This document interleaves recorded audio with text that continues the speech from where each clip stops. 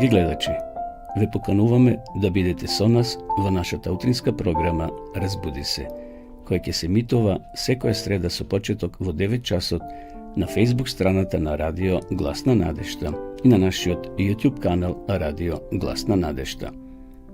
Во емисијата ќе имате можност да следите интересни содржини, сервисни информации, утринска порака, мисла на денот, искуство од земјата и странство, совети за здравието и схраната, гости во студиото, порака од Библијата и многу други содржини. Бидете и вие дел од нашата утринска програма. Се гледаме.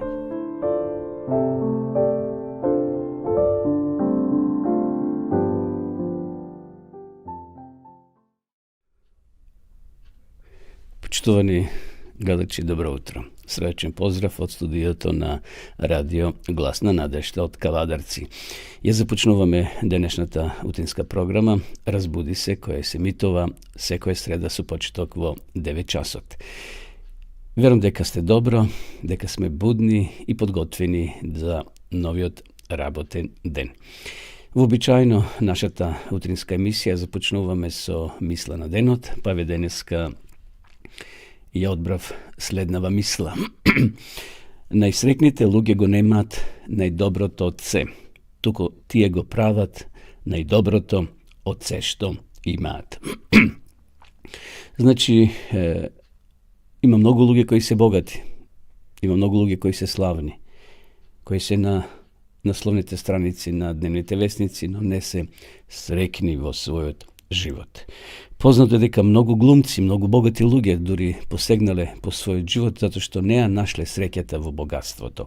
И затоа ова мисла нека не води сите нас денеска, почитувани гледачи, туку вели срекните луѓе го прават најдоброто од се што има, да бидеме задоволни со она што го имаме.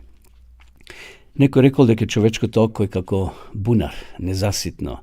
Постојано нешто посакуваме. Меѓутоа, тоа нема да не одведе никаде, туку да бидеме задоволни со она што го поседуваме и од тоа да си направиме убаво место за живење или убави услови за живење. Значи, од она што го имаме. Најсрекните луѓе го немаат најдоброто од се, туку тие го прават најдоброто од се што имаат. Еве на почетокот да ви пренесам и да ви раскажам еден пример за едно момче кој исто така сакало да биде среќно, меѓутоа ќе го видиме крајот на ова негово доживување, што се доживел во својот живот. Насловот е на овој пример помилуван од гувернерот. Еден млад човек живел во Америка, значи во Соединетите Американски држави, никогаш не направил ништо лошо, но еден ден играл карти и многу се изнервирал. Бидејќи бил нервозен, зел пиштол и пукал и губил својот противник. И затоа бил уапсен и осуден.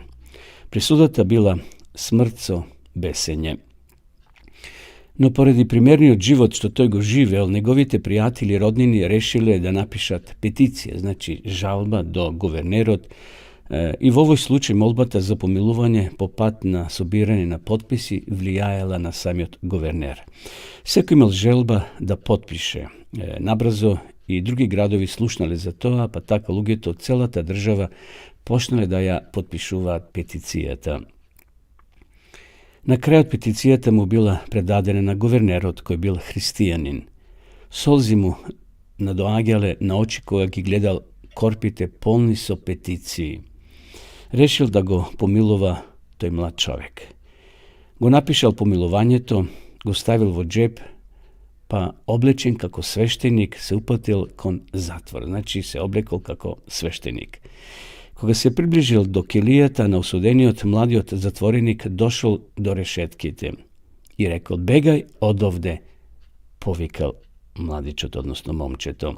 "Не сакам да те видам. Веќе се думина како тебе беа овде во посета. Доста ми од религијата што ја имав додека бев дома." "Но чекај малку, млад човеку", одговорил гувернерот. "Имам нешто посебно за тебе. Дозволи ми да ти кажам нешто." "Слушај", повикал момчето налутено. "Ако веднаш не си замениш, ќе го повикам чуварот i tojke te izbraka. No mlad čoveku, imam jedna novost za tebe, najdobrata novost, rekao guvernerot preoblečen vo sveštenik. Zrem nema da mi dozvoliš da ti ja kažem, vikal guvernerot. Slušna što ti rekov, odgovoril mladio čovek. Ako vednaš ne si odiš, ke povikam policija, odnosno ke go povikam čuvarot. Dobro, odgovoril guvernerot. Tažen se zavratel i si zaminal. Nabrgo potom došel čuvarot. Mlad čoveku, slušnov deka guvernerot te posjetil. Što? Zarem ovaj čovjek što beše oblečen vo sveštenička obleka, beše guvernerot, viknal zatvorenikot. Da, odgovoril čuvarot, toj vo svoj džep imaše pomiluvanje za tebe, a ti ne sakaše da go islušaš. Daj mi brzo pero, mastelo i hartija, povikal momčeto. Poto sednal i napišal. Dragi guverneru, vi dolžam jedno izvinuvanje.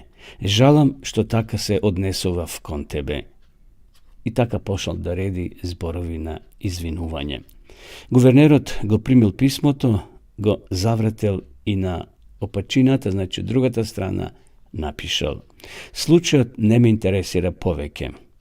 Osamnal i poslednjo den za mladio čovek. Sakati li nešto da kažete pre da umrete, go prašale. Da, odgovoril momčeto. Kažete im na mladite luge v Amerika, deka ne umiram poradi zlostorstva tam. Ne umiram zato što sam ubijec. Guvernerot me pomilova, možev da ostanam živ. Kažete im deka umiram zato što ne sakav da ja islušav ponudata na guvernerot. Prijatelje moji, ako beše izguben, toga što nema da bide poradi tvojite grevovi. Ako bideš izguben, toga što nema da bide poradi tvojite grevovi, toko zato što ne sakaš da go primiš pomilovanje to koje što Bog ti go nudi preko svoj sin Isus Hristos. Vidijek, ako sam ga odbiješ Isus Hristos, togaš Bog ne može ništa da stori za tebe. Ja odbivaš jedinstvenata svoja nadež i spasenije. Vjerujem deka ovaj primjer beše povučen, počitovani gledači. Svi ni imame možnost da go prifatem Isusa ili da go odbijeme. No soodbivanje to na Isusa Hrista, soodbivanje to na njegovo spasenje, nije si prisuduvame samite na sebe, nije se odlučuvame na koja strana ke bideme. Ova momče moželo da bide pomiluvano i bilo pomiluvano, no to je ne prihvatil, nego prihvatil to od guvernerot i go izgubil svoj život. Mnogo luge ke go izgubat svoj život, ne zato što se grešni, ne zato što go prekršile Božji zakon, toko zato što nego primile pomilovanje, to što Isus ni go nudi od Golgota. To je umrel za svite nas. Ako se pokajeme, ako dojdeme kaj njego, ako gi prifatime ti uslovi što to njegi nudi, ta proška što Bog nija dava, ke bideme svite spaseni za sekogaš vo večnosta. Eve, to bi uvednite misli za ovo naše emisije. Odeme svega da vi pozdravime s jedna hristijanska pesna.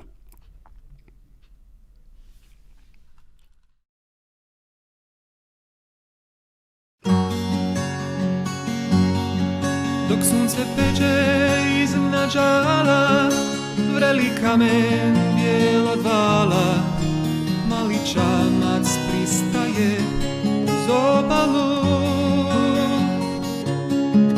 U njemu ribara krupna stasa, težak koji iz sve glasa oplakuje riblju žetvu propalu. Čelo skužvano od bora, grizu zrnca soli mora, ali gladna usta koja kući čekaju. Drhtave ruke grudi tuku, kako doći praznih ruku, kako odoljeti tihom dječjem djecaju. Zamisli se ljuto tada nad životom tim, životom koji nema hlada, da ga zakloni. Zakloni od takvog grada što mu dušu zarobi, zarobi u život muke, život uzdaj se u svoje ruke. Dok mu briga srce mori, jedan glas mu progovori, isplovi hitro jer još jedan ponovi sve. U čudu stojeći na pramcu, ribar vjerova neznancu, diže sidro i pljune tad u planove. Nedugo zatim stare mreže u vodi postaju sve teže, mjesto da bježe ribe dođoše na dlan.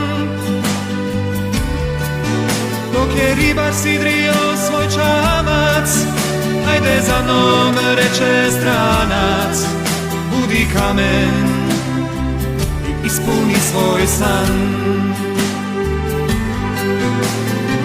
I zamisli se ljuto tada nad životom tim, životom koji nema hlada, da ga zakloni. Zakloni od takvog rada što mu dušu zarobi, zarobi u život muke, život uzdaj se u svoje ruke. Sjećanja i uspomene na viru taj dan, dok je visio na križu ribar prikovan, prikovan zbog tihog stranca koji sada je dobro znan, kome su u strašne muke klibnom prikovali ruke.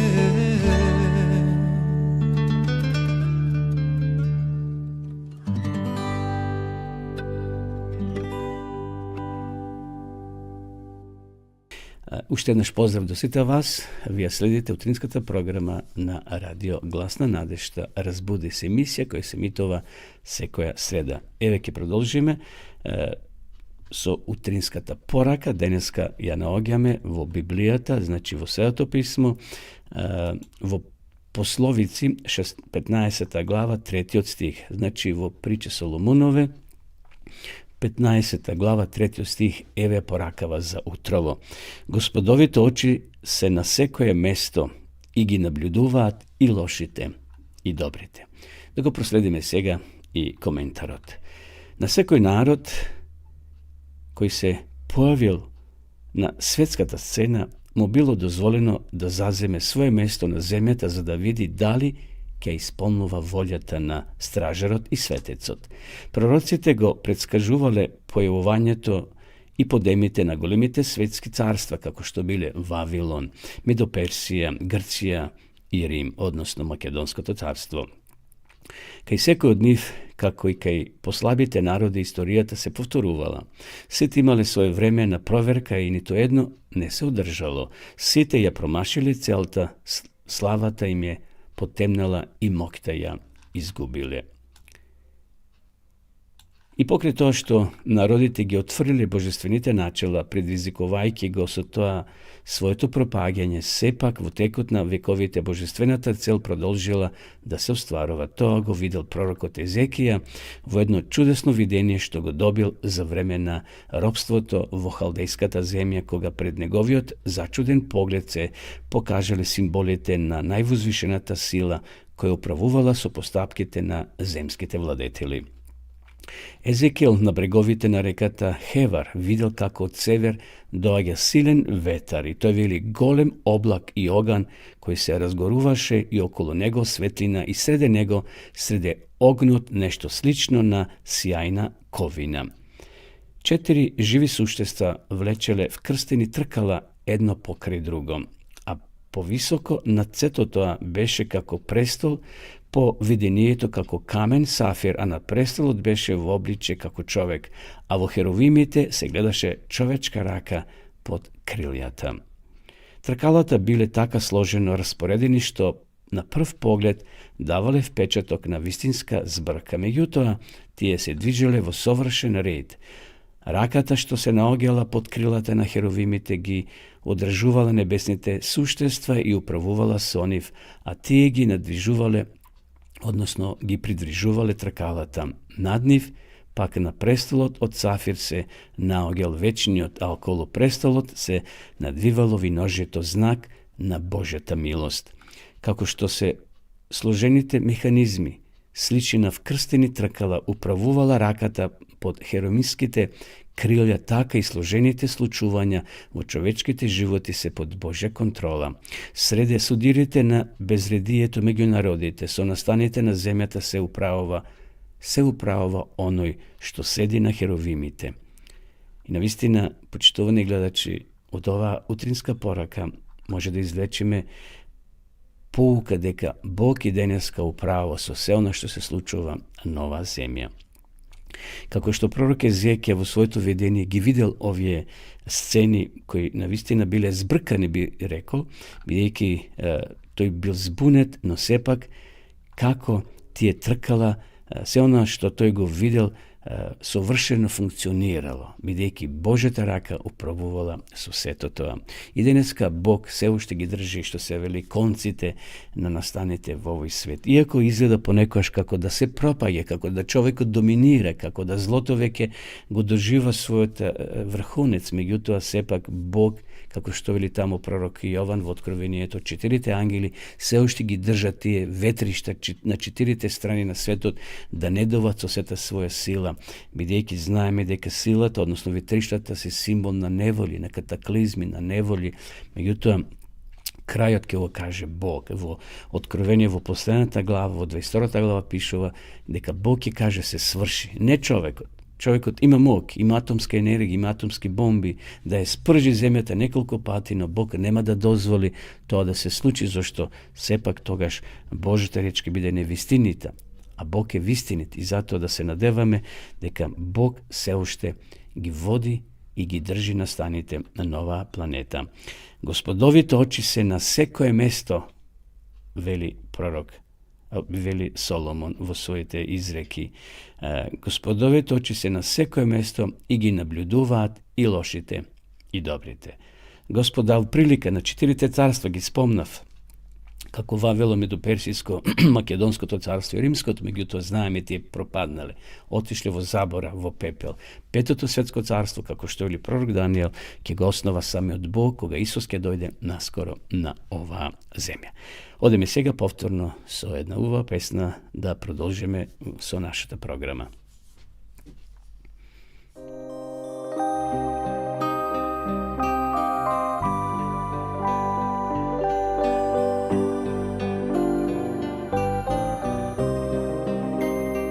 U svakom srcu sasvim duboko skrivena leži zmija zla, otrovom svojim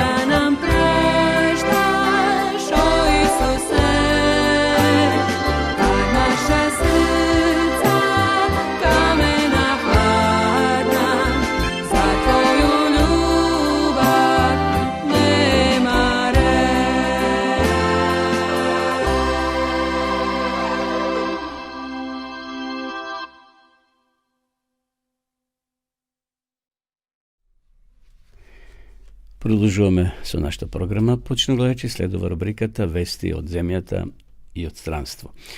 Денес имаме едно интересно искуство кој ни доаѓа од Гана. Насловот е да се следи вистината.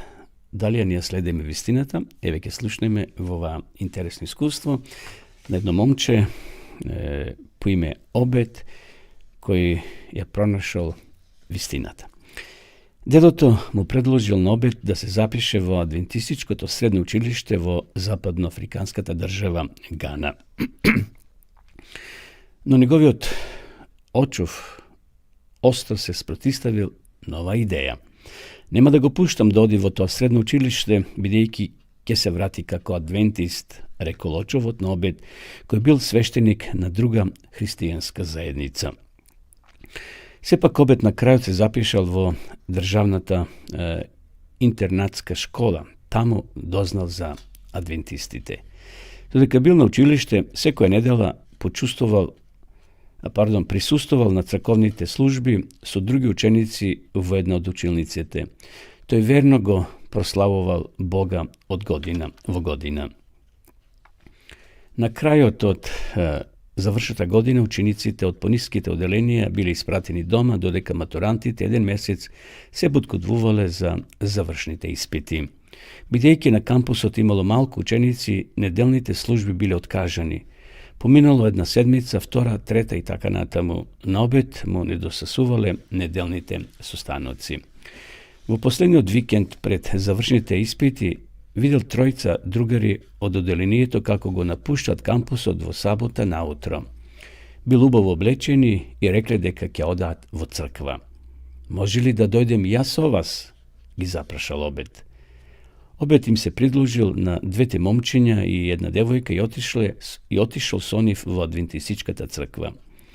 Се зачудил кога ги слушал како пеат во придружба на посебна музика за време на богослужението. Зборовите од песната го допреле неговото срце. Следниот понеделник тој ја прашал една од девојките адвентисти, Сандра по име, да му поземи песнарка. Сакал да ги препише зборовите од песната што ја слушнал таа сабота. Сандра му дала песнарка и го научила да ја пее таа песна. Тогаш Обед ја замолил Сандра да го научи и други песни од песнарката. Двајцата заедно пееле многу песни за време на завршната испитна седмица. Химните го разбудиле интересот на Обед за адвентистичката црква на седмиот ден и тој сакал да дознае повеќе за неа. Но што би рекол неговиот очув, се прашувал. Се сетил дека очувот не му дозволувал да оди во адвентистичкото училиште, изразувајќи страв дека Обед може да стане адвентист. По завршувањето на средното училиште, летото го поминал дома. Тој помагал на мајка си да продава пржена риба и банка, каша од пченка покрај патот. Не се осмелувал да оди во црква во сабота, но очајно сакал да се приклучи кон адвентистичката црква. Тој видел дека локалната адвентистичка црква има молитвени состаноци од 19 до 20 часот секоја среда. Така тој смислил план. Ќе остави мајка си еден час во среда навечер, велејќи дека треба да оди во тоалет. Јавниот тоалет не бил далеко од местото каде што продавале храна. Тој јавен тоалет се наоѓал во близина на адвентистичката црква. Обед одел во адвентистичката црква во среда навечер 2 месеци, научил нови песни, тој научил нови вистини за Бога во Библијата, знаел дека ја нашол вистината. Кога влегол на коледж таа есен, веднаш си ги побара студентите адвентисти на кампусот. Кој ги нашол, им се придружил на богослуженијата во сабота. Набрзо тој се крстил. Дедото на Обед бил одушевен кога дознал дека неговиот внук се приклучил на адвентистичката црква, но неговиот очув меѓутоа бил вознемирен, но на крајот ја прифатил одлуката на Обед. Денес Обет работи како помошник администратор во канцеларијата во јужната област на Ганската унија во Акра. Тој вели дека е важно да ја следи вистината дури ако родителите или другите се обидуваат да ве спречат. Која ќе ја пронајдете вистината, не треба да дозволите ништо да ве оддалече од неа. Треба да го следите она што знаете дека е вистина и во време што Бог го одредил, тој ќе дозволи да му служите во црквата. Ова е вистинско мисионско училиште каде само 30% од учениците се адвентисти, таму кај што се образувал и самото момче Обет. Тоа беше ова искуство, овие вести од Гана. Меѓутоа сакам да прочитам само една кратка информација. Кристијан Абрахам Ака 1883-1912 година бил еден од основачите на адвентистичката црква на седмиот ден во Гана. Покрај неговата работа во литературниот евангелизам ги основал првите две цркви, првите две училишта во округот. Тој бил првиот ганец кој бил ракоположен за црковен старешина и служил како член на унискиот извршен одбор се до неговата предвремена смрт на 29 годишна возраст. Како е да е, убаво искуство, ако и вие се двумете, драги пријатели, ако и вие се уште испитувате каде се наоѓа вистината, молете се на Бога. Вистината секако е во Библијата, во Светото писмо. Затоа читајте ја со молитва. Може некој учител да ви помогне, да ве насучи како ова момче, Обет кој ги замолил своите другарки или своите колеги студенти и навистина тој бил радостен и среќен што го пронашол Христа, што можел да го слави и со песна и со проучување на Библијата. Денеска тој работи, како што рековме, како помошен секретар или администратор во канцеларијата во јужната област на Ганската унија.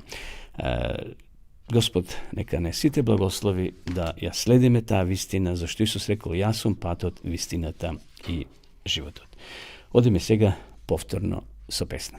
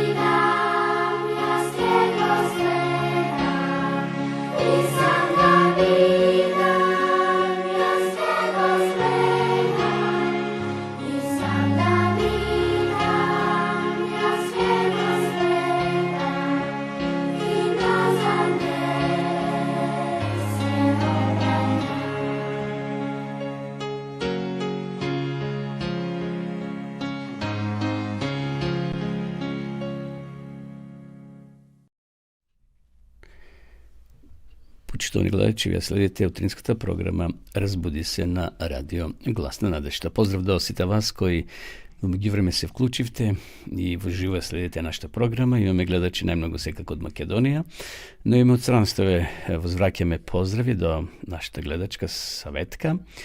Поздрав до неја, до незиното семејство и до сите кои не следат од Швајцарија.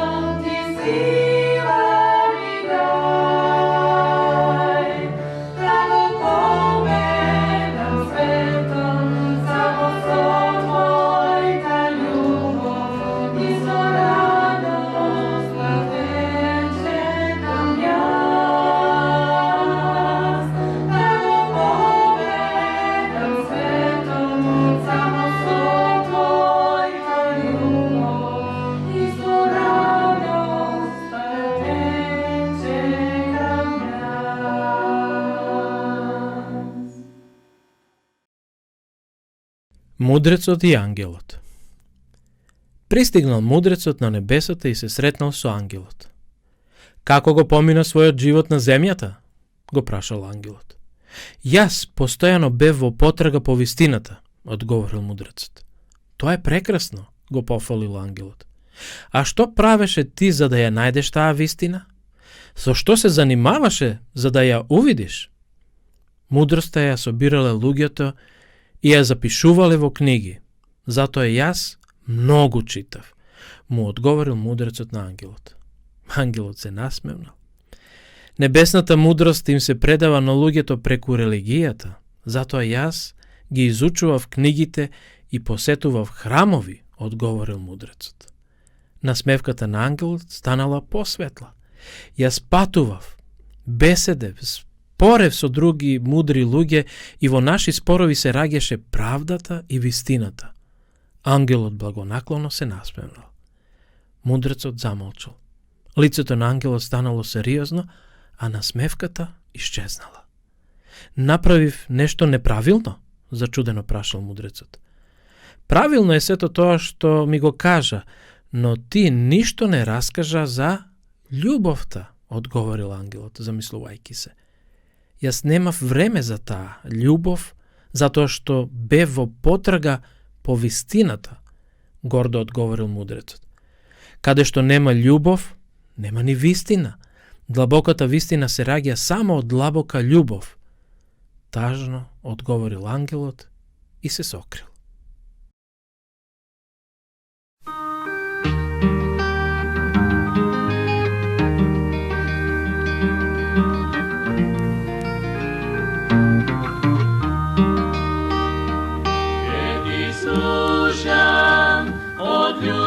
Bože, Ti mi dade životno, ja zbeh ništo, preda me najdeš, Ti mi dade životno. Dragi, skrše život, Golgota izmenivo radost, kopneš, si ti za mene, ti mi dade životno.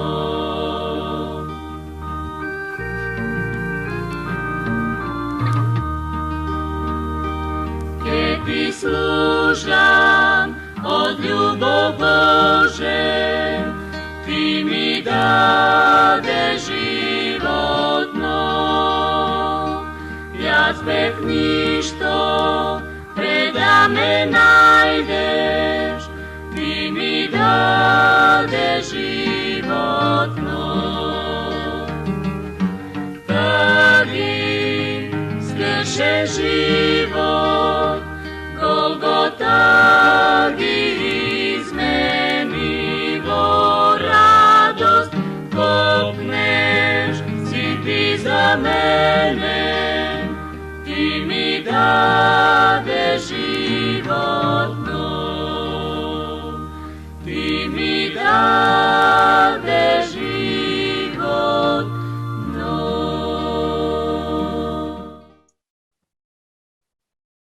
Poštovani prijatelji, srečen pozdrav do sите vas. Вие следите мисијата Библијата зборува. Продолжуваме со нова тема, со нов наслов во рамките на овие предавања од Светото писмо од Библијата. Пред нас е нов предизвик и нова тема. Ќе зборуваме за рајот и пеколо. Дали постои рај и пекол? Ако постои, каде да ги лоцираме? Дали горе на небото има место за пекол, за грешни или само за праведни? Следете ја ова емисија и верувам дека ќе биде интересна и ќе добиеме одговори на нашите прашања. Ова слика што сега ја гледаме не подсетува на нешто страшно, на нешто што предизвикува страв кај сите нас, а тоа е оган, пеколен оган кој многу теолози, многу црковни учители го најавуваат за оние кои се грешни. Постои ли пекол, место на вечни маки? Зарем е Бог таков кој ќе дозволи да некои луѓе вечно се мачат, а спротивно на нив да некои вечно уживаат и се радуваат? Дали вистината за рајот, односно за пеколот, е библиска основа во која уште еднаш треба да се увериме и да ја потврдиме Божјата милост и љубов, или пак од друга страна да го видиме монструмот, сатаната кој предизвикува страв кај луѓето и ги плаши со името пекол, бидејќи знаеме дека од една страна Бог е љубов, извор на милост и љубов, а од друга страна сатаната е наречен кнез на овој свет и оној кој им сака лошо на луѓето. Гјаволот ги лаже луѓето да веруваат дека Бог е жестоко суштество исполнето со омраза. И навистина тоа е така, драги гледачи. Денеска не сум слушнал некој човек да се лути на гјаволот. Претежно луѓето или го псујат Бога, или му се лутаат кога нешто ќе им се случи лошо во животот. Никогаш сатаната не е обвинет од страна на луѓето. Всушност тој негово дело, тој сака да ги луѓето натера, да ги предизвика да имаат омраза и едноставно да го негираат Божето постоење или пак да го навредуваат затоа што ако е Бог толку силен и мокен, зошто не го спречи злото и самиот сатана? Исус Христос многу јасно и гласно ја кажува вистината во Библијата. И ние токму ќе ги одговориме на многу прашања, но на почетокот да си поставиме едно прашање: каков Бог, на каков Бог јас и ти му служиме, почитувани пријатели? Дали е Бог навистина, како што се прикажува во Светото писмо, Бог на љубовта, или пак од друга страна Бог е жесток, кој веднаш ги казнува луѓето кои ќе погрешат и тоа со вечен оган? Ако е така, тогаш овој библиски текст што сега ќе го прочитаме нема никаква основа. А Библијата вели во Јован 3:16, зашто Бог толку го возлюби светот, што го даде својот единороден син, да секој кој верува во него да не загине, туку да има вечен живот. Овој текст библиски, почитувани гледачи, ни укажува дека Бог толку не засака, толку не привлекува кај себе што го дал и својот единороден син. И секој кој ќе поверува во тој Бог, односно во Исуса Христа, ќе добие спасение. Зарем тогаш Бог е оној кој ги казнува луѓето со вечен пеколен оган. Но, од друга страна, непријателот на човекот, сатаната, предизвикува таков страв кај луѓето. Да си поставиме прашање: дали е Бог во сојуз со ѓаволот? Дали тие заедно работат, како денеска политичките партии кои се противници меѓу себе, позиција и опозиција, но често пати ние слушаме дека тие позади завеса повторно соработуваат, повторно кројат исти планови и едноставно се во соработка, но во јавноста се големи противници. Зарем нешто слично се случува и со Бога, и со ѓаволот? Пред луѓето се покажуваат како спротивставени страни, а од позади тие работат заедно. Дали Бог е во сојуз со ѓаволот, почитувани гледачи? Зар сатаната е наемен од Бога како негов соработник, за да ги пржи и пече грешните луѓе преку целата вечност? Зарем Бог може да биде таков монструм, полош дури и од Хитлер, кој ги убивал, кој ги мачел евреите во тие логори на смртта? Зарем Бог може да биде таков тиранин во сојуз со ѓаволот, за да ги мачи луѓето во вечноста за секогаш? Доаѓа кнезот на овој свет, тој нема ништо во мене, кажува Исус. Овде Бог ни ја кажува вистината дека тој и ѓаволот немат никаква соработка, немат никаква врска кога е во прашање ова идеја или ова размислување дека постои рај, односно дека постои вечен пекол за грешните луѓе, каде што вечно ќе се мачат, но никогаш нема да умрат. Всушност, Исус овде кажува и самиот Бог дека тие немаат никаква врска или соработка со сатаната, бидејќи ѓаволот е ангел кој се спротивставил на Божјата милост и љубов и веќе ги изгубил сите права, сите ингеренции кои ги имал порано на небото. Зборот пекол, драги гледачи, е еднонасочен број, односно израз со еврејскиот шеол. Значи може да се спореди зборот пекол со еврејскиот збор шеол и грчкиот хадес и означува едно те исто. Тоа е гроб. Значи пекол или хадес или шеол, која ќе прочитаме во Библијата, дали е Стариот Завет или Новиот, означува едно место, тоа е гроб. Место каде што се погребуваат мртвите. Тоа не означува место каде што човекот, неговата душа ќе живее, но под посебни услови, ќе се мачи и никогаш нема да биде уништен. Каде е денеска пеколниот оган, драги мои пријатели? Ајде да се послужиме со една приказна од Библијата што Исус ја раскажал и верувам дека после овие цитати што ќе ги прочитаме, овие библиски извештаи ќе ни биде малку појасно. Ова парабола за каколот ќе ни ја отклучи вратата преку која ќе влеземе и ќе спознаеме вистината Ko je izvor na lošото seme, odnosno na pekolot? Prikaznata veli deka Isus raskažal parabola prikazna za nebesno to carstvo i veli to je slično na čovek koji posijal dobro seme na svojata niva. No koga luge to spije, dojde negoviot neprijatelj i posija kakol među pšinicata i sjotide. Ponavljam u tekstu veli, ako ga posjevot poraste i dade plod, toga se pokaža i kakolot. A slugite na domakinot pristapi i mu rekao, gospodaru, zar ne posija dobro seme na svojata niva? Togaš od kade kakolot vonea? A to im reče, čovek neprijatelj go napravi to. Slugite pak mu rekao, sakaš li da odime i da go isplevime? No, ponavljam mu Isus veli, sejačot na dobroto seme čovečki od sin, niva taj svetot, dobroto seme, to se sinovite na carstvo to. Kakolot se sinovite na lukaviot, neprijatelot koji što gi posea, gjavolot, a žrtvata je svašetokot na vekot, a žetvarete se angeli. Gledajte, dragi moji prijatelji, kako jednostavna prikazna Isus ja raskažal, za da im dade poraka, sovjet ili pojasnuvanje na lugeto, da shvata deka Bog je izvor na ljubov, Bog je izvor na dobroto seme. Međutim, lošo to seme ili kakolo te delo na neprijatelot, na gjavolot. Nivata je ovoj svet vo koji nije živeme. Сега ovdje postoje dve sili, Božeta sila i satanskata sila. Božeta sila delova vrz nas za dobro, za ubavo, za počit, za respekt jedan kon drug, za prigotvuvanje za jedan nov život, dodika satanata je izvor na sve ono što je lošo. Na site omrazi, na site nedorazbiranja, na site bolesti i ubistva, svekako i na smrta je delo na neprijatelja. Žetvarite veli se angelite, naskoro ke dojde Gospod Isuso, svojite angeli i ke go sobere žitoto vo ambari, a plevata ke otide vo ogan. Kako što kakolot se sobira i se gori vo ogan, така ќе биде и пред свршетокот на векот. Синот човечки ќе ги испрати своите ангели, кои ќе ги соберат од неговото царство сите соблазни и оние кои што вршат беззаконие и ќе ги фрлат во огнената печка. Таму ќе биде плач и чкртање со заби. Еве како завршува ова приказна, почитувани пријатели. Бидејќи ова приказна е символ за овој свет, за ова планета. И крајот ќе биде исто така сличен.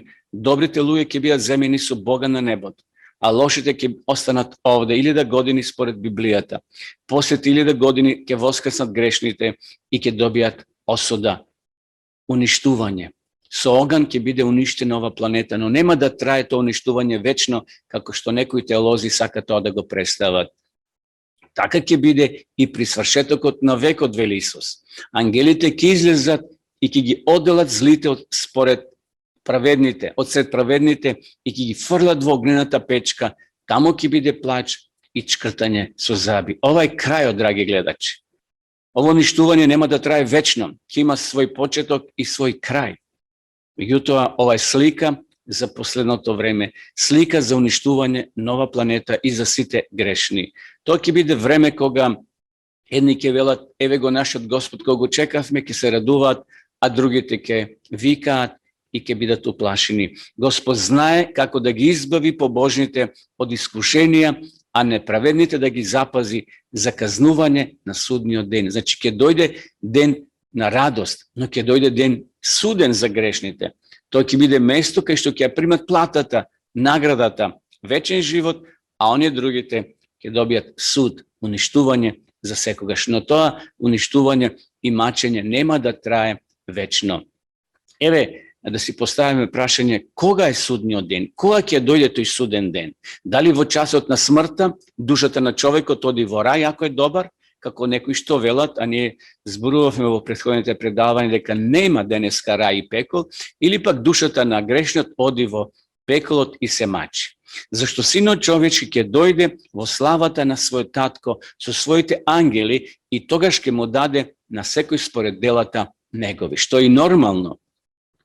Кога човек оди на суд, кога е рочиште, кога се тие истражни действија, не е осуден. Тој во притвор, но тој сепак не е тоа затвор. Значи, денеска кога човек ќе умре, niti odi dушата во рај, нити во пеко. Оди в земја телото, животот се враќа кај Бога и човекот мирува, оди во непостојање. Но ќе добие награда или казна која ќе дојде Исус Христос, како овде што вели текстот. Кога ќе дојде човечкиот син Исус Христос во слава на својот татко и со своите ангели, тогаш секој ќе добие според делата награда или казна. Значи, почитувани пријатели, денеска нема на небото ниту рај, ниту пекол. Ниту некој се радува горе на небото, ниту некој горе на небото се мачи во тој оган пеколен. На небото само се отишле од земјава неколку луѓе. Тоа е Илија, Енох и Мојсеј. Има и една друга група на луѓе кои отишле кога Христос воскреснал, но за нив многу не знаеме, но овие тројца се запишани во Светото писмо со име и со презиме, што би се рекло. Значи, денеска на небото се Енох, Илија и Мојсеј. И затоа на небото нема место за грешниот човек. Колку луѓето гора денес во оганот? Имаме ли за тоа податоци? Нито еден. Пеколот ќе гори на крајот на светот, како што кажа и приказната што ја читавме. Кој ќе дојде Христос, ангелите ќе го соберат житото и ќе го однесат во амбарите, а каколот, плевата, ќе биде запалена, уништена. А Господовиот ден ќе дојде како крадец во ноќта, вели апостол Петар. Тогаш небесата со голема бучава ќе ги снема, а стихиите ќе пламнат и ќе се стопат и земјата и се што се вршело во неа ќе исчезне. Сегашните небеса и земјата, пазени од истото слово, се чуваат за оган од до денот на страшниот суд и погибелта на грешните луѓе. Драги пријатели, значи, ќе дојде ден кога тоа ќе се оствари. Но сега, моментално, нема ниту рај, ниту пекол за праведните, односно за грешните. Овде апостол Петар понатаму вели дека Господовиот ден ќе дојде како крадец. Значи, ненајавено, изненадно. Стихиите ќе пламнат, пишува овде во текстот. Се ќе биде разрушено. Небото, вели, ќе биде распламтено. Ќе се распадне и вжестените стихи ќе се стопат. Значи, тоа ќе биде време кога се ќе биде уништено, освен праведните ќе бидат евакуирани од ова планета, земени горе на небото. И видов ново небо и нова земја, вели апостол Јован. Значи, првото небо и ова земја ќе бидат претопени, ќе бидат создадени, односно нови услови ќе бидат создадени за живот, зашто после 1000 години поминати горе на небото, спасените со новиот град Јерусалим ќе бидат спуштени овде и овде ќе биде вечноста, нова наша планета, но не сега грешна, таа ќе биде обновена, создадени нови услови за живот. И седнатиот на престолот рече: ете, се ново создавам. И рече: напиши, зашто овие зборови се верни и вистинити. Драги пријатели, ова порака е вистините што ја слушате, заснована на Библијата, на овие текстови кои Бог, Исус ги кажа. И затоа ангелот му кажува на Јована: овие зборови се вистинити. И ние денеска ги читаме и веруваме во нив. Колку долго ќе трае пеколниот оган? Ајде да видиме што кажа во Библијата. Иако Библијата не го посочува точното време на траење, ние знаеме дека тоа нема да продолжи во вечноста. Зато има 3 причини. Ајде да ги проследиме, почитувани, кои се тие 3 причини. Прво, злото ќе биде очистено целосно и за секогаш. Ако Бог тврди дека пеколот ќе гори на земјата и потоа дека ќе пресоздаде ново небо и нова земја, а ние тоа го читавме пред малку во Евангелието, во Откровението Јованово, како би можел да го направи ако огнот гори цела вечност? Кога Бог вели ќе создаде ново небо и нова земја и нови услови за живење. Еве, например, да кажеме Каин, кој што убеден човек, бил испратен во пеколот. Да кажеме, еве, значи, знаеме што направил Каин, губил својот брат Авел. А покасно Хитлер, кој што погубил милиони, се присоединува кон него. Чесно ли е Каин да гори 6000 години повеќе од Хитлер? Во никаков случај. Има ли некаков смисол, почитувани гледачи, заради еден краток грешен живот да бидеш казнуван цела вечност? Размислете за тоа. За Каина немаме други лоши работи, напишано, odnosno pročitano, osim što gubil svoj brat Avel. Zarem той да биде ставен во истиот кош на маки на пекол, како Хитлер или многу други монструми кои убиле милиони луѓе? Има ли некаков смисол заради еден краток грешен живот да бидеш казнован цела вечност? Размислете за тоа. Еден човек врши гревови 70 или 80 години, потоа умира. Тогаш нашиот прекрасен Бог на љубовта доаѓа вели, заради своите 70 години во грев, ќе бидеш казнован милиони години. Фактички ќе гориш ни сите бескрајни векови во вечноста. Каков е тој Бог тогаш, ако така се одмаздува на луѓето? Ако Бог на Библијата е толку нечесен, толку нехуман и со такво болно сознание, дека дори да му минуваат такви мисли, тогаш не сакам да имам ништо заедничко со него. Тоа е размислување на многу луѓе денески со право, драги гледачи. Ако Бог е таков да те казнува за еден грев или за 5 гревови милиони години, тогаш на мене таков Бог не ми треба. Но Бог не е таков, почитувани пријатели.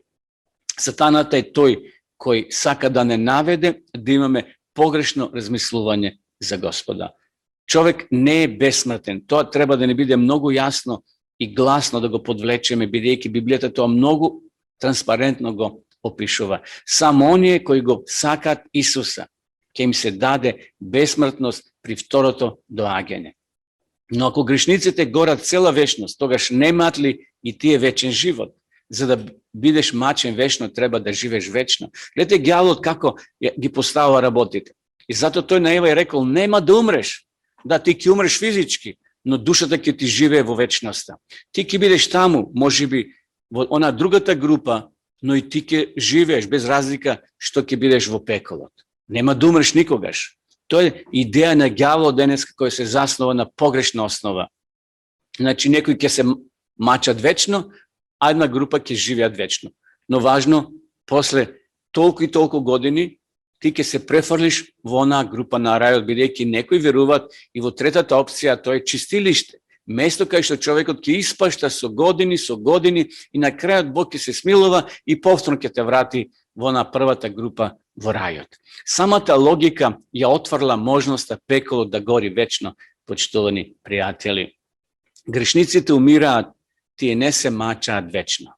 Тие ќе горат во пеколен оган, тоа го пише в Библијата, но тој пеколен оган ќе трае ограничено. Значи, додека има материја, тој како, ако ние запалиме еден куп хартии, секако таа хартија, кај што има поголемо количество, ќе гори подолго, отколку ако запалиме еден лист хартија. Плата за гревот е смрт, вели Библијата. Влезете низ тесната врата, зашто широка е портата и прострен е патот, кој што води во погибел, и мнозина се оние кои што минуваат низ нив. Значи, тесната врата води во спасение, широката врата води во смрт, и тоа за секогаш. Зашто уште малку и грешникот не ќе го има повеќе, вели Библијата. Грешниците ќе исчезнат како дим, ќе исчезнат. А ние знаеме димот, кога се пали огнот, се создава чад, дим. Колку тој чад може да го гледате во атмосферата, почитувани пријатели? Неколку секунди, некоја минута и тој исчезнува.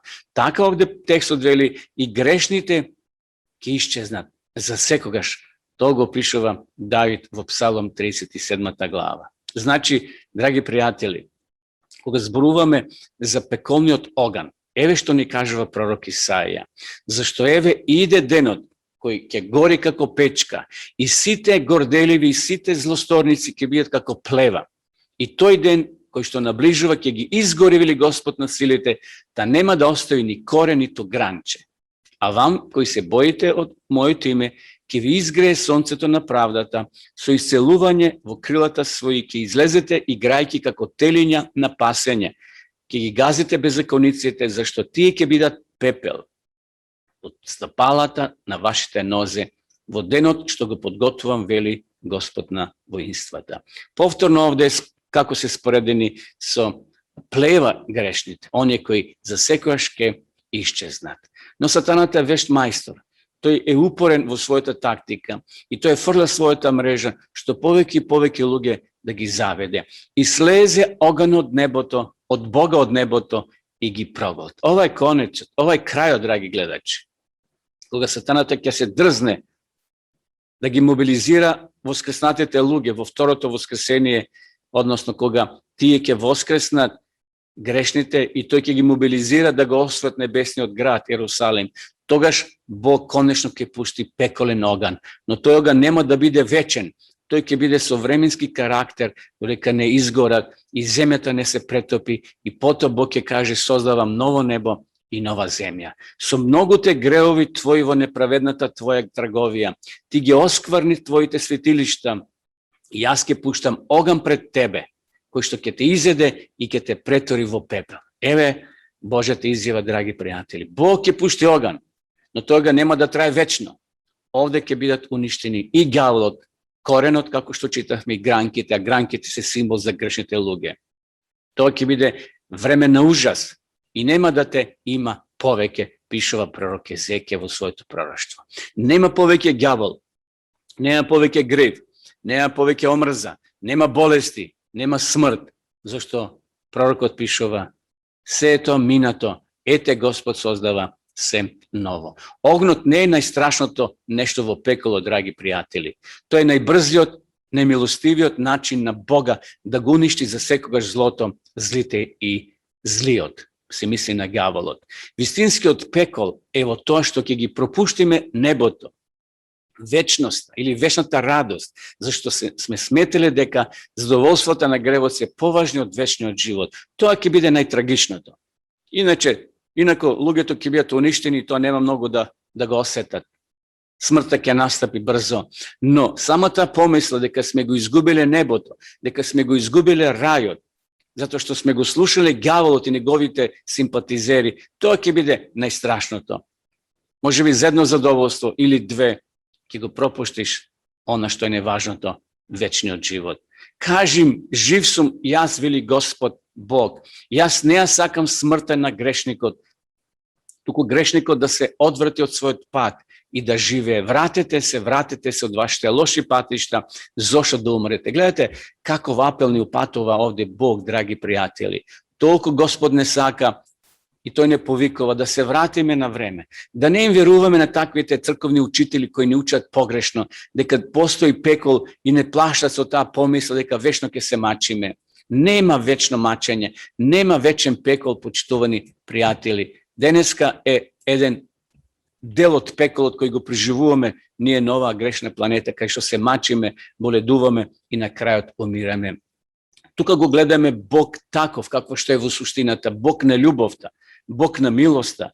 Тој изјавува дека не наоѓа задоволство во смртта на грешниците. Бог не се радува кога човек боледува, кога Бог умира. Божјото срце ќе биде скршено бидејќи ги сака сите луѓе. Исто така, тој ги сака сите доволно за да ги остави сами да изберат својата судбина. Бог ја почитува нашата слободна волја и тој чека ние да одлучиме, да го побараме, да го повикаме него за помош, а тој ќе ни помогне. Но кога избереме правдата, може да очекуваме со нетрпение и голема радост да поминеме една безгрешна вечност со Христос. Тоа е Бог, тоа е големината на Бога. Тоа е суштината на стихот во Јован 3:16, кај што читавме дека Бог толку го засака светот, што го даде својот единороден син. И ти си бил во Божјата промисла, почитувани пријатели. Сите ние сме биле во неговата мисла, кога го дал Исуса Христа да умре и за тебе, и за мене, за сите нас. Самата мисла за пеколот е ѓаволска. Ајде сега при крајот на ова размислување да видиме неколку така наречени библиски тешки стихови кои алудираат дека постои вечен пекол, а некои христијани, некои теолози ги земат овие текстови и ги посочуваат како главна причина дека навистина постои пекол. Мачење до веки и веков. Еве го текстот, Откровение 20 глава 10 стих. И ѓаволот кој ги мамеше беше фрлен во огненото и сулфурно езеро, каде што се зверот и лажниот пророк и ќе бидат мачени дење и ноќе веки и веков. Некои велат теолози, еве го текстот кој укажува дека постои пекол, кај што луѓето ќе се мачат во сите векови. Во Стариот Завет, драги гледачи, изразот до веки веков е употребен 56 pati za nešta koji što veke se slučile. Koga se odnesova na čovekot izrazot do veki vekov označava duri je živ čovek. Znači, i nije deneska velime koga nekoja žena postara babički ili dedo im pomogneš i ti te velit, sine da si živ do vekot. Na što se misli to? Pa dodeka si živ, dodeka ti trajat godinite. Znači, zborot od veki vekov označava duri je živ čovekot. Do veki vekov označava do smrta. Da goriš do veki vekov vogan označava da goriš dodeka umreš. Ovo izraz sekogaš treba da se gleda v kontekstu v koji što je upotreban. Znači, ne smeme da gi zlopotrebujeme te izrazi i da gi mešame. Mora da go znajeme kontekstot na iskažanite zborovi, v koja prilika, v koji kontekst se iskažani.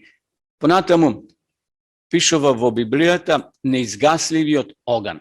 Što znači to neizgasliv ogan? Eve, ke go čitame tekstot koji ga nogjame v Luka, veli, toja drži lopatata vo rakata svoje za da go očisti dobroto gumno svoje i da go sobere žitoto vo žitnicata svoja, a plevata ke izgori so neizgasliv ogan. I ako te soblazni tvojata raka odsečija, podobro je da vlezeš vo životot bez neja, otkoliko su dveta race, da otideš vo pekolot, vo neizgasliviot ogan, kada je nivnio crv ne umira i ognot ne se gasi. Znači, ušte jedan tekst koji aludira, ukažava na toj neizgasliv ogan. Ajde vidimo što to znači. Zbor od pekol, tukaj je prevod na grčki od zbor Gehena. Ta ne preprakja kon dolinata Hinom nadvor Jerusalim. Tamo bilo gradskoto gjubrište na Jerusalim. Znajme, u sekoj grad postoji deponija kaj što se frla gradskoto gjubrište i tamo postojno gori ogan, postojno se kreva čad. Nešto slično bilo i blizu Jerusalim. Vo nego bilo frleno sve to đubre i site trupovi neumreni životni i to so koji što oganot ne uspjeval da se ispravi. Go dovršuvale crvite i larvite. I koga Isus minoval tamo, toj go sporedil so to koji go predstavava peklo. Gledajte, Isus, dragi gledači, postojno ili sve koje se služil so slike od prirodata, od zemlje, od život, za im dade posebna poraka ili sovet na prisutnite. Znači ovdje Isus go koristi toj večen ogan, kaj što đubrito postojno se frljalo i oganot postojno se gorelo. Ili pa kako što ovdje pročitavme, ono što ne izgoruvalo, crvite go dokričuvale. Neizgasljiviot ogan ni ostanova, ni ostava slučnost dve možnosti. Prvo, to nikoš nema da izgasne i vtoro, nema da može da bide izgasen od nikogo dok ne sija dovrši работата. Koja je сега biblijskата vistina? Kako da gi razbereme ovi biblijski tekstovi, dragi moji gledači? Izrazot neizgasliv ogan go nogjame u Biblijata 19 pati spomnat. I sekoj pat označuva da čovjekot ne može da go ugasne, tuko to je direktna Božja intervencija. Čitame u Isaija 34. glava. Zašto nastupi denot za odmazdata gospodova, godina na otplatata na Sion. Potomcite na Edom, ke se pretvara vo smola i negoviot prav vo sulfur i negovata zemlja ke stane plamnata smola. Nema da ugasne ni noke ni denje. Dimot ke se izdiga neprestano od rod vo rod, ke ostane opustošena, nikoj neke minuva preko neja do veka. Očigledno je od ovoj tekst, dragi gledači, deka Denis Edom ne produžava da gori. Odamna go nema toj ogan. Čitame vo Jeremija. Ako pak ne me poslušate, da go svetkuvate sabotnio den i da ne nosite tovar, nito da vleguvate so tovar ni s jerusalimskite porti vo saboten den, togaš ke zapalam ogan vo portite negovi koji ke gi progolta jerusalimskite palati i nema da ugasne. Jerusalim ušte li gori, dragi gledači? Ne. Odamna to je srušeno i go nema, ja nema ta porta ili ta vrata. Ne prikinat ili večen ogan. Što to znači? Kako što Sodom i Gomor i okolnite gradovi koji što bludstvuva na ist način kako i neodejki po drugi tela se postaveni za primjer so to što bija kazniti so večni od toga. Da li deneska Sodom i Gomor sve ošte gorat, počtovani gledači? Ne. Gledajte, ovdje samo je dadene na slika. Večni od ogan označava do krajot na životot na ta generacija ili na tije luge. Ne označava za sekogaš. Ognot gi pretvoril tije gradovi vo pepel. za primjer na onije koji živjat vo bezakonije. Ako gi osudi na propast sodomske i gomorske te gradovi i gi pretvori vo pepel i gi postoji za primjer za jednete bezbožnici. Znači, svi to je tekstovi što gi pročitavme ukažuvat дека той вечен оган не гори, туку резултатите се вечни. Значи, тој е вечен по своите резултати, а не по својата долготрајност. Како ние кога ќе се удриме некаде, по телото, болката ни поминува, но белекот останува додека сме живи. Останува трајни последици. Така и оганот. Значи, оганот ќе изгори, телото ќе изгори, но последиците се вечни. Тие луѓе или таа генерација на група на луѓе нема да добијат вечен живот, туку ќе добијат вечна смрт во смисол вечно осудување. Ајде да споменеме сега да го споменем изразот вечна мака. И тие ќе отидат во вечна мака, а праведните во вечен живот. Што тоа значи, почитувани пријатели? Забележете, се вели вечна мака, а не вечно мачење. Тоа треба да го кажеме и да ни биде многу јасно. Значи, станува збор за вечно уништување, вечна мака. Павле кажува дека казната маката за гревот е смрт. Откровение ја нарекува таа смрт втора смрт, при која што грешните умираат во огнот. Таа смрт или разрушување ќе бидат вечни, зашто од нив нема да има веќе воскресение. Значи, мачењето не е вечно, едноставно последиците се вечни на тие луѓе кои за секојаш ќе бидат уништени. Плач и крцкање со заби. Така ќе биде и при свршетокот на светот.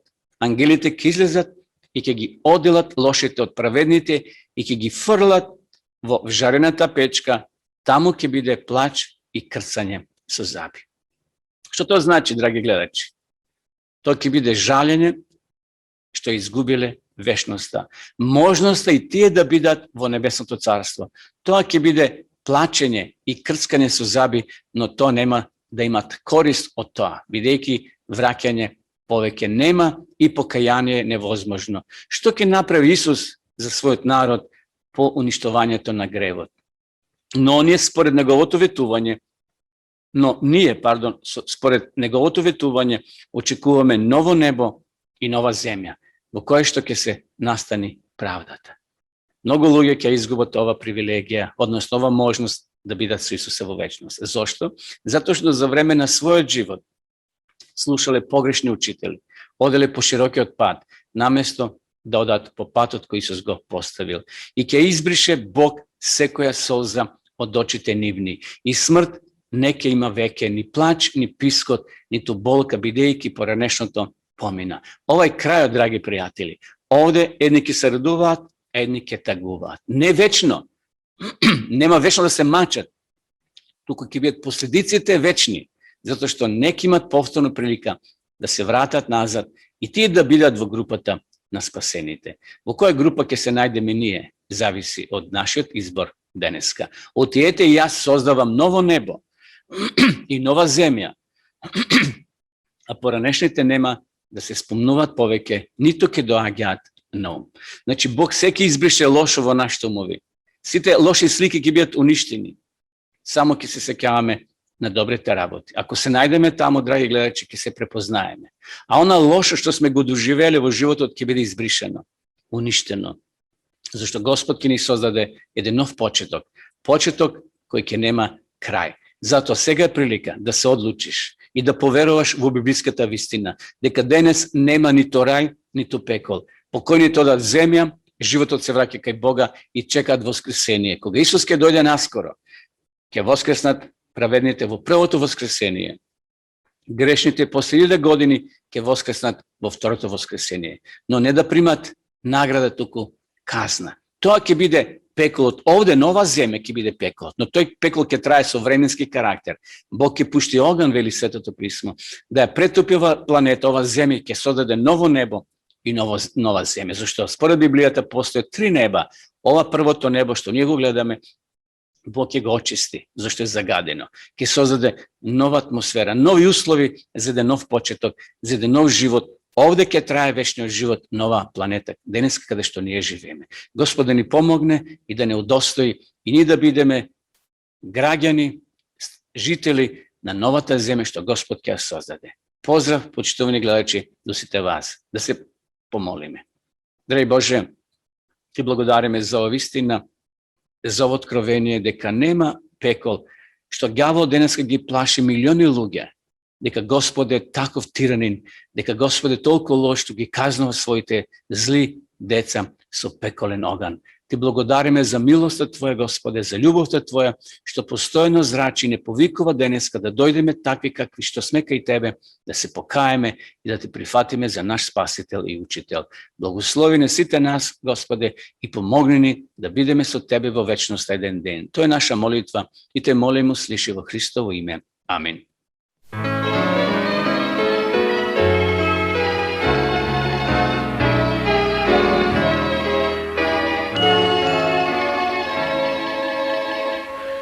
Plaši se ti od nevolji, Bog misli na tebe.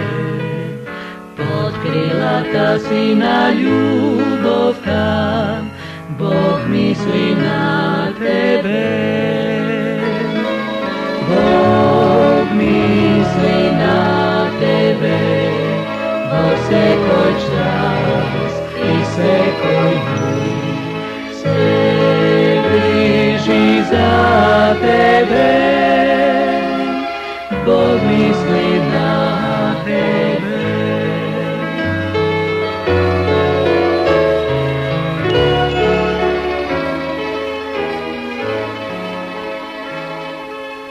Vo momenti na teški dni, Bog misli na tebe. Koga si v opasnosti, Bog misli na tebe. Bog misli na tebe, vo sekoj čas i sekoj dni. Se griži za tebe, Bog misli na tebe.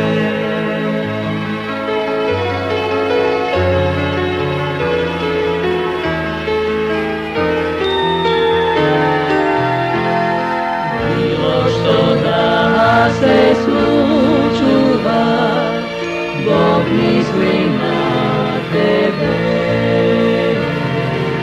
Na nego što se ma potri se, Bog misli na tebe. Bog misli na tebe, vo sekoj čas i sekoj dan. Se bliži za tebe, Bog misli na tebe. Сакам сега да ви понудам една интересна книга, интересен наслов од Мирослав Пуич, Духовна кондиција. Ева книга имаме бесплатно за вас. Првиот кој ќе се јави, кој ќе ни пише дека е сака ова книга, еве ние ќе ве испратиме по пошта. Интересна книга, малци филозофска би рекол, разбирање, детоксикација, вежба, библиски пристап. Книгата е на српски, значи Духовна кондиција од Мирослав Пуич. Ви стои на располагање и дописната библиска школа, библијата зборова.мк. Значи, ако влезете на оваа адреса, преку вашиот компјутер, преку интернет, ќе може да навлезете во 8 подрачја на дописната библиска школа, библијата зборова. Да видиме сега и самата реклама за дописната библиска школа.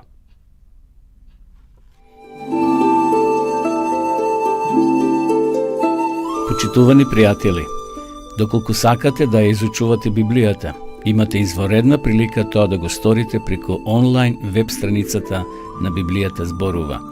Оваа веб страница е креирана за да ви обезбеди сеопфатно, организирано и темелно проучување на Библијата. Курсевите се бесплатни и без обврски. Можете да го следите во кое било време, тогаш кога вам ви одговора. На располагање ги имате следниве курсеви: библиска археологија, библиски пророштва, за верата и верувањето, библиски совети за здравјето, библиски совети за бракот и семејството. Запознајте ја Библијата, Светото писмо на Стариот и Новиот Завет преку курсевите на интернет или во печатена форма.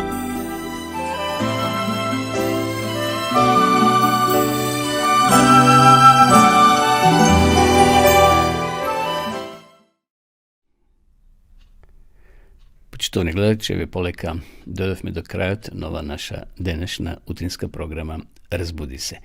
Ми простанува да ве поздравам сите вас, да ви посакам убав ден, убава седмица, бидејќи се гледаме од среда до среда, така да бидете исполнети со оптимизам, со убави мисли, со убави цели да поставите во вашиот живот. Нека Господ биде со сите нас во деновите кои се пред нас и ви закажувам нова средба, ново видување во наредната емисија. До тогаш останете со здравје.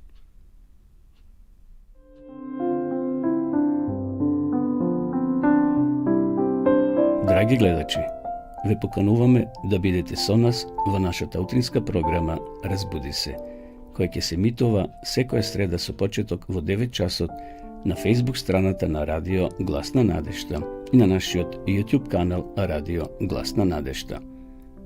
Во емисијата ќе имате можност да следите интересни содржини, сервисни информации, утринска порака, мисла на денот, искуство од земјата и странство, совети за здравјето и схраната, гости во студиото, порака од Библијата и многу други содржини. Бидете и вие дел од нашата утринска програма. Се гледаме.